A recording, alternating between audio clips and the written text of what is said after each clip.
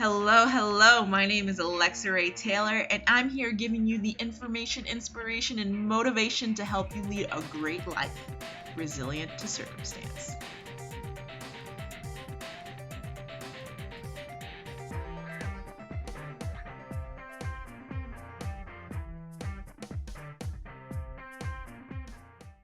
Hello guys, thanks so much for joining me today on this video. If this is your first time to the channel, my name is Alexa Ray Taylor and I'm here to help you as well as journey with you as we both together journey closer towards a mindset of resilience. So one of the tactics and little strategies I'm going to be sharing with you today that helps us to build a mindset of resilience is speed reading. I got into speed reading December of last year, so December 2014, and my life has enhanced so much because of that. It was just in passing that December of last year, I was talking to a friend, I was saying, there's so many books I want to read, but damn, it takes so long and I feel like I'm wasting time and I get impatient sometimes when I'm reading. Well, lo and behold, I found speed reading. They introduced me to it. They introduced me to a course, and it was great. So thus far, I think I've read close to 80 books since then, and it's awesome. So some people bash speed reading. They say, oh well, I want to learn the information, I want to take in the information. Correction, they've actually found that speed readers tend to comprehend more than slower readers because of the concentration and focus necessary for speed reading. So don't give me that. There's a lot of different tactics you can use, different strategies. What I recommend is to listen to the strategies and then try each one out for yourself. What I'm going to share with you today is the strategy and tactic that works for me the best, the ones that I use sometimes, I interchange them, and the ones that a lot of other people talk about, okay? Now, you can't speed read every single book, and you'll probably hear that, and it's true. Some books take a lot slower. I found biographies to take a lot longer. As well, if you don't know about the topic, it tends to take a lot longer too. The reason for that is because you don't have any prior knowledge of it. But let's say you read a book on how to sew, a week ago, and then you're reading a new book on sewing. Well, you already know concepts of sewing from the previous book, so you can speed read that book a lot quicker. But biographies, of course, you don't know a person's life, so all the material's so new. I did a video on how to simplify different processes and make things go faster and your comprehension of it to go faster, and I'll post that right here. In that video, one of the things I talked about is I found that movies to me could be so exhausting sometimes, but I was able to mitigate that exhaustion by reading about the book or the movie prior to, or skipping through scenes and watching little parts. And then when I went through the movie, it was so much more easier and it didn't feel as exhausting as it does when I don't do that. So anyhow, getting back into speed reading. Right here I have a Goosebumps book, Say Cheese and Die. Fun fact about me, I collected all 63 of the Goosebumps original series, and I read most of them, but not all of them. I still have them, and I love these books. I remember I would come home from school and line them all up on the floor and just look at them and then pick one up and read them and things like that. Speaking of that, I wasn't a big reader growing up at all. These are the only books that I enjoyed reading. Otherwise, I just read it for projects or because I had to in class, but I was not a big reader at all.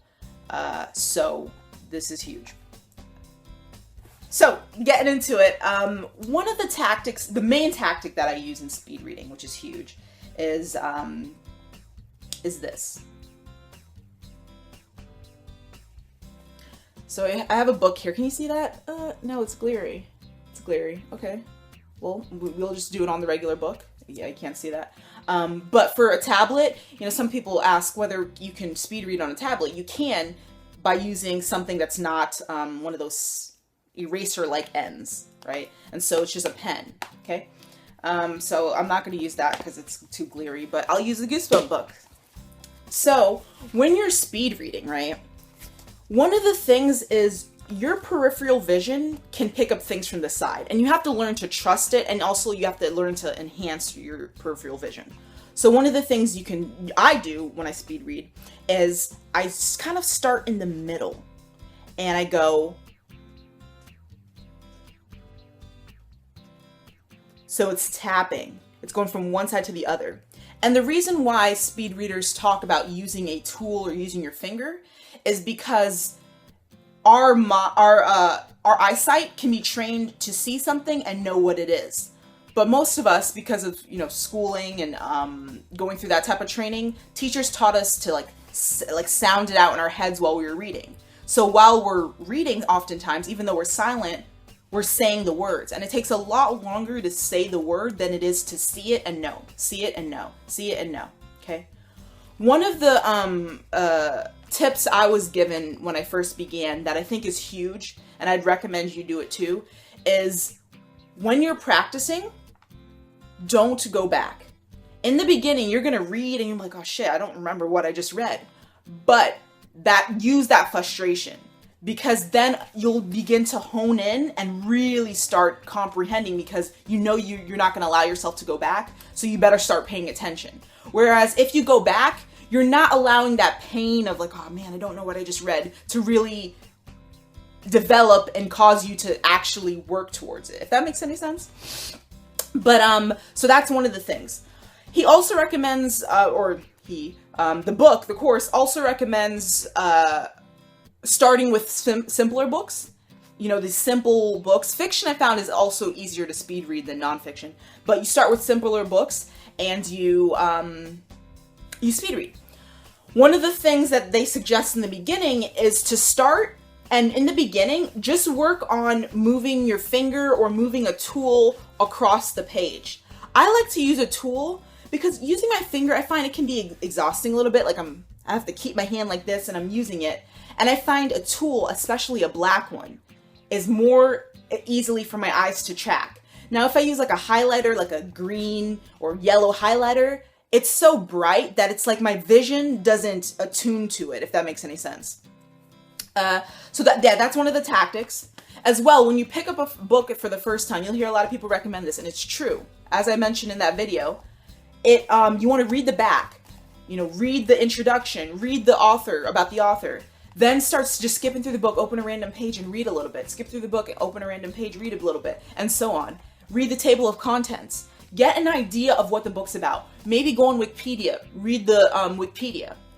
The reason why this is important goes back to the fact that you'll be picking up information on what the book is about, and what they'll be covering, so you'll more easily be able to connect ideas. Whereas if you're starting it and you don't really know where it's going to go, it takes more mental energy for you to process that information.